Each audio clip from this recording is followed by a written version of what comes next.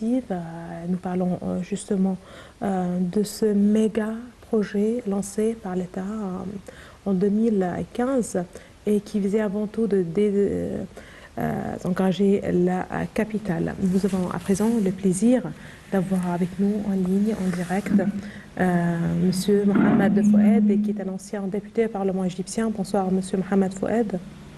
Bonsoir à vous.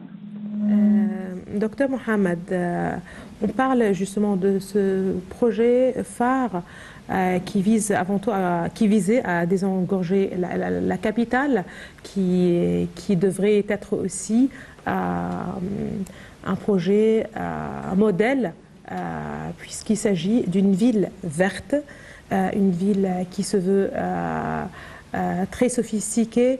2023 devrait être l'année qui connaîtra en fait, je ne sais pas comment dire, mais si vous le voulez bien, le passage de la capitale à la nouvelle capitale administrative. Est-ce qu'on est prêt avant tout? Oui, absolument. Alors, il y a pas mal de travaux qui sont en cours maintenant pour commencer à faire ce lancement. Alors, il y a déjà beaucoup des bâtiments gouvernementaux qui sont en train de faire cette type de mouvement.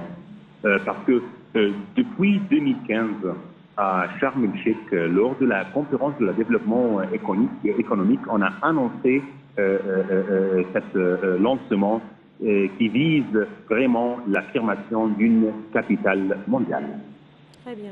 30 000 employés publics ont déjà vu leur travail relocalisé dans la nouvelle capitale en mars dernier.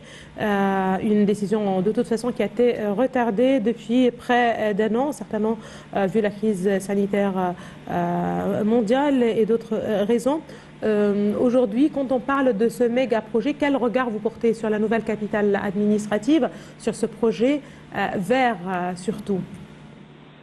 Alors, il y a beaucoup de raisons pour ce projet-là.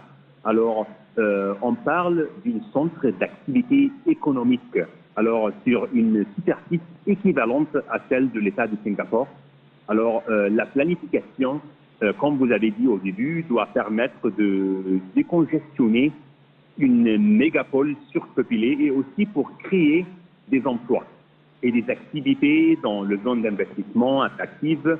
Il y a un ensemble résidentiel et politico-administratif, accueillir des industries et des hautes technologies surtout. Merci à vous, Dr Mohamed Fouad. Vous êtes ancien député au Parlement égyptien. Merci beaucoup de vos précisions. Là, madame, monsieur, je vous laisse avec une petite pause et on se retrouve juste après.